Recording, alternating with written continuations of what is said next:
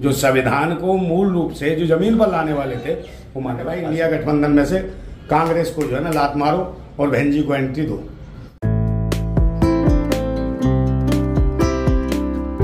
सभी छात्रों को नमस्कार, मैं अरुण कुमार। अब हमारे सामने जो खड़े हुए हैं नंदा भाई, इन्हें आप लोग अच्छी तरह से जानते होंगे और आज मैं इनके पास पहुंचा हूं। नंदा भाई नमस्कार। जिंदाबाद जिंदाबाद जिंदाबाद भीम।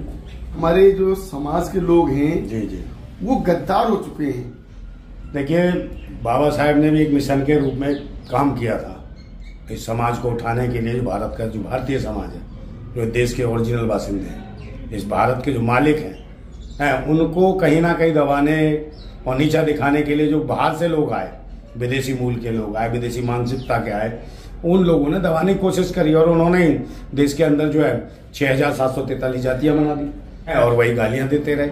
और उन्हीं के जो विचारधारा को जो आगे बढ़ाने का काम किया वो मान्यवर काशीराम जी ने किया, जो जमीन पे लाए, जो संविधान को मूल रूप से जो जमीन पर लाने वाले थे वो मान्यवर काशीराम थे, जिन्होंने मिशन के लिए और बड़ी तेजी से काम किया। और हम उनके साथ काम करने वाले उनके शिष्य समझो या वो हमारे गुरु समझो मान्यवर काशीराम जी, तो उनसे हमने बहुत कुछ सीखा, उनके साथ काम किया हमने। उन्होंने हमें चुनाव भी लड़ाया एमएलए का, तो ऐसा नहीं है कि हमने उनसे बहुत कुछ सीखा। और उन्होंने एक बात कही थी कि भले कितने संगठन बना लेना, पार्टियां बना लेना, मगर मिशन से नहीं भटकना, मिशन पर काम करना है। समझे, संविधान के लिए, लोकतंत्र के लिए, उन विचारधारा पर चलना है जो अपने भारत के लोग हैं, उनके लिए लड़ाई लड़नी है। क्योंकि कोई भी पार्टी कभी भी किसी भी स्तर पर बदल सकती है, तो अपने स्वार्थों के लिए कोई नेता भी बदल सकता है, पर जो आदमी मिशन से हटा वो बेकार है। तो मिशन पे जो काम नहीं कर रहे तो इसका मतलब वो कमीशन खोर है, लोगों को गुमराह कर रहे हैं, समाज को गुमराह कर रहे हैं। आज जैसा देखने को मिल रहा लोकसभा चुनाव है, अब लोकसभा चुनाव में हम तो ये देख रहे हैं कि कौन अपने भारत का ऐसी महिला लीडर हो जो कम से कम जो लोगों के आगे आ सके, जो अपनी भारतवासी महिला हो, जो हमारे देश के जो मूल निवासी हैं उनके लिए ईमानदारी और सच्चाई से जो आगे युद्ध लड़ सके, उस युद्ध स्तर पर उन्हें मान सम्मान और स्वाभिमान के लिए लड़ सके। और यही जरूरत है। आज विपक्ष जितना भी है, इंडिया गठबंधन बना रहा है, कुछ कर रहा है। मैंने कहा था पहले भी, कई चैनलों पे बोल चुका, मैंने कहा भाई इंडिया गठबंधन में से कांग्रेस को जो है ना लात मारो और बहन जी को एंट्री दो। और बहन जी को अगर प्रधानमंत्री का दावेदार घोषित कर देते हैं और कहते हैं भाई प्रधानमंत्री मायावती जी बनेंगी, बहन जी बनेंगी, तो कहीं ना कहीं ये जो भाजपा सरकार जो है ना अपने आप बैकफुट पे आ जाएगी और उसकी स्थितियां कमजोर हो जाएंगी। और जो सपना जो हम सोच रहे हैं, जो मान्यवर काशीराम ने जो सपना देखा था और जो बाबा साहेब सोचते थे, जिस सोच को लेके वो बड़े थे, जिस सोच को लेके उन्होंने संविधान का निर्माण किया, उस सोच को कहीं ना कहीं पूरा होने में देर नहीं लगती। और आज भी समय है, इस टाइम 2024 का चुनाव होने जा रहा है। अगर लोगों की समझ आती है तो बहन जी को सपोर्ट करें और बहन जी के साथ जो है ना उन्हें देश का प्रधानमंत्री घोषित करें कि प्रधानमंत्री की प्रबल दावेदार हैं बहन जी। और ये इंडिया गठबंधन को कर देना चाहिए, जितना जल्दी हो सके उतना जल्दी से जल्दी बहन जी मायावती जी को मुख्य प्रधानमंत्री का दावेदार साहब को घोषित करना चाहिए। ये अभी चुनावी मशीन से चुनाव कराने के लिए वकील खड़े हुए थे और प्रोफेसर खड़े हुए थे, लेकिन आज जो स्थिति हम देख रहे हैं कि वकील और प्रोफेसर दोनों ही टूट के ना दूसरी पार्टियों में चले गए। उनका मिशन कहाँ चला गया? देखिए, मैंने कहा नहीं कि हम लोग मिशन वाले, कमीशन वालों से हमें क्या लेना। कमीशन वाले हैं जो कह रहे हैं भाई मशीन है ची पी कर ये बंद करा देंगे हम, ठप्पा लगेगा, ठप्पा भरिए देगा, ठप्पा अप्पा कुछ नहीं लगा। उन्होंने खोपड़ियों पे पार्टियों को ठप्पा लगा लिया है, कर रहे थे स्पाइस धप्पा और पप्पा किसी और को बना लिया। तो ऐसे लोगों मिशन पे काम नहीं कर सकते, समझे। समाज को गुमराह करने वाले लोग हैं, उनका नाम लिए बगैर ही कह रहा हूँ कि भाई वो सब समझ रहा, पूरा देश जान रहा। क्या आप तो कह रहे थे भाई ये जो मशीन का जो है ना हम बिल्कुल अंतिम संस्कार करेंगे, पर मशीन का तो थोड़ो, उन्होंने अपने विचारों का अंतिम संस्कार कर दिया है। ये तो वो चले गए उन्हीं के पाले में, जो अंतिम संस्कार और आहुति देते हैं और उसमें करते हैं, इसका हम विरोध करते रहे। वहीं पर जाके मत्था और घुटने टेकने का जो काम कर रहे हैं वो मिशन के लोग नहीं है, वो कमीशन के लोग हैं। और यही वजह है कि बाबा भीमराव अम्बेडकर ने जो सुरक्षित सीटें करी थी, बाबा साहेब की देन है। उन भीमराव अम्बेडकर बाबा साहेब की देन की वजह से जो आज विभिन्न पार्टियों में जो SC कोटे के लोग जीत के आते हैं, मगर वो भी कमीशन पे काम करने लगे। यही वजह है कि समाज पीछे चला गया।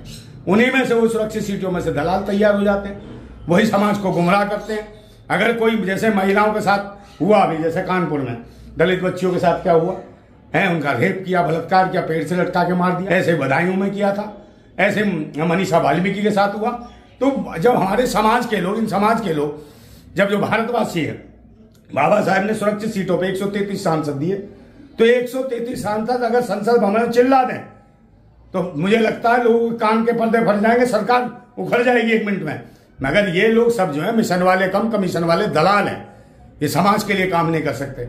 और बाबा साहिब को भी कहीं ना कहीं बाबा साहिब के संविधान को खत्म करा रहे हैं। जैसा कि अभी देख रहे हैं, बड़ी बड़ी आवाजें निकल रही है, क्या मनुस्मृति लागू होगी, संविधान चेंज होगा, 400 पार संविधान कर देंगे बेकार और नया आ जाएगा वो मनुस्मृति वाला। तो ये सोचने की जरूरत है कि मनुस्मृति वाला संविधान चाहिए। मनुस्मृति का मतलब क्या है? मनु मनु नहीं रहा, आज वो मनी हो गई, मनी स्मृतियां हो गई। भले मनी और पैसे पर जो है हमारे देश की जो संपदा उस पर कब्जा कर रखा है, यही मनुवादी मनीवादी लोग हो गए। हमारे हाथ में मनी बाबा बराबर की भागीदारी नहीं चाहते, चाहे किसी भी स्तर पे हो। और हमारी लड़ाई तो वही थी, जिसकी इतनी संख्या भारी उसकी उतनी भागीदारी। हम आज भी उसी मिशन पर काम कर रहे हैं। हम पहले भी इस मशीन का विरोध करते थे, ची और पी, इसकी चीपी हमें खत्म करनी है। और हम चाहते थे बैलेट पेपर से ठप्पा लगे, समझे। हम चीपी वाली मशीन का विरोध करते हैं और ये चीपी को इसको उसी जगह पहुंचा देंगे। जिस दिन चीपी हटेगी ना, सरकार की ची पी सब निकलेगी, समझे ना, बिना तेल के डाल देंगे उनमें। फिर कहाँ करेंगे? ऐसे लोगों को हटाना जरूर, जब तक क्रांतिकारी जब तक नहीं रहेंगे ना। तो कहते थे ना, हम बाबा साहब भी कहते थे क्रांतिकारी जय भीम, क्रांतिकारी जिंदाबाद भीम। तो हम तो बाबा साहब को जिंदाबाद कहते हैं, हम जय भी नहीं करते जय भीम, हम तो कहते जिंदाबाद भीम। क्यों कहते हैं?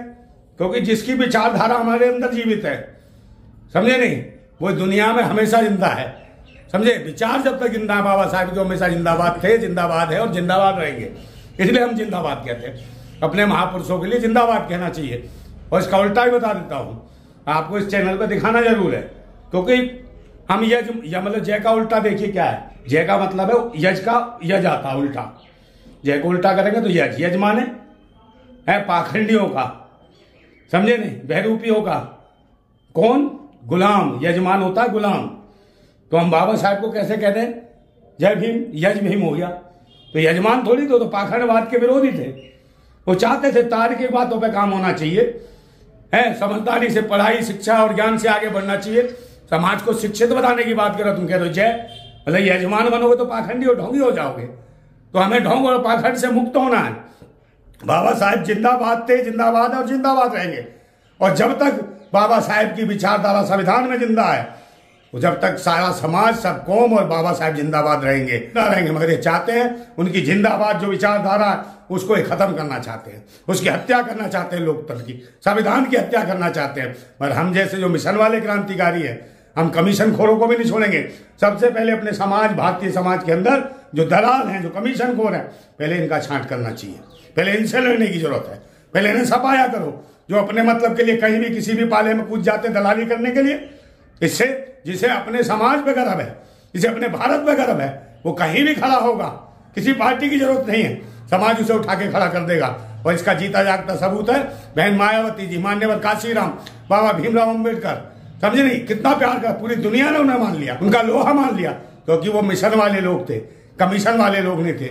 और जो कमीशन वाले उनके मुंह पर थूकते हैं लोग, और उनका थूकने का समय आ गया, उन्हें बैठना भी नहीं देगा कोई।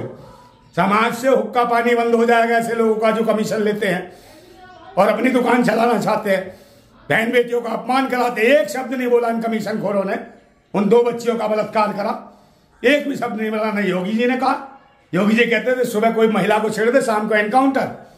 तो भाई उसका एनकाउंटर क्यों नहीं करा जिसने रेप करा? कौन करेगा एनकाउंटर उसका?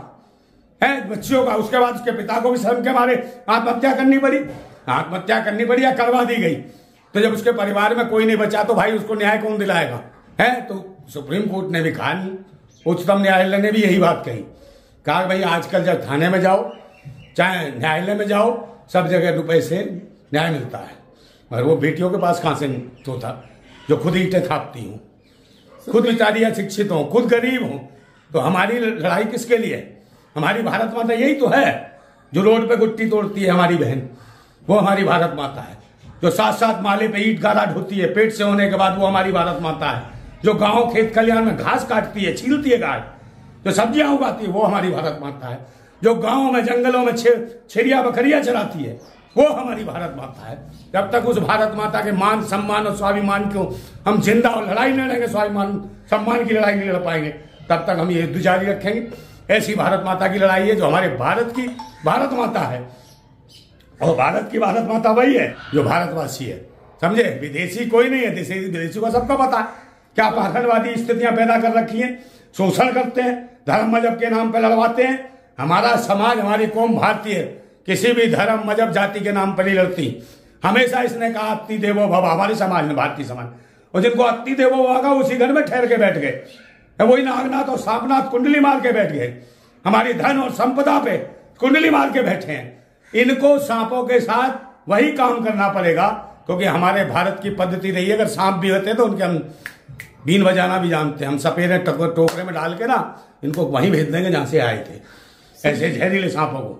नंदा भाई, ये प्रोफेसर रतनलाल हो, चाहे ये वकील हो, ये या जो है जो और धरने पर बैठे हुए लोग, ये सभी अभी तक जो चिल्ला रहे थे कि जो है बहन जी बहन जी बहन जी, बहन जी के लिए काम कर रहे हैं, बहन जी को क्यों नहीं लोग पूछते हैं। अब ये लोग विपक्ष में जो कि बहन जी के विरोध में रहे हैं, बाबा साहब के विरोध में रहे हैं, इन्होंने बाबा साहब के नाम से जो बहन जी ने जिले बनाए थे, जो बहन जी ने बाबा साहब के नाम से, काशीराम जी के नाम से जो भी मतलब जो है नाम रख के जिले बना दिए या कोई संस्थान बनाया, वो सब इन्होंने बदलने का काम किया। तो इन लोगों के साथ ही क्यों पहुंच गई? देखिए, परिवार के लोगों ने सोचा होगा हम अपने बच्चे का नाम लाल रखेंगे तो देश का लाल होगा, भारत का लाल बनेगा। और इसका ये मतलब थोड़ी है कि भारतवासियों की खाल नचवा देगा, दलाल बनेगा।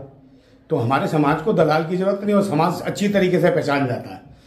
अब रही बात आपने वकील, तो ऐसा वकील नहीं चाहिए कि समाज के संविधान के ताबूत में ही कील ठोंक दे, उसको बंद कर दे। अब तक तो ऐसा वकील नहीं चाहिए हमें। वकील वो चाहिए जो हमारे अधिकारों की लड़ाई लड़ सके, जो हमारे संविधान के लिए लड़ सके, जो हमारे लोकतंत्र की मजबूती के लिए लड़ सके, जो हमारे गरीब, शोषित, वंचित, दलित, पिछड़े, अल्पसंख्यक समाज को आगे ला सके।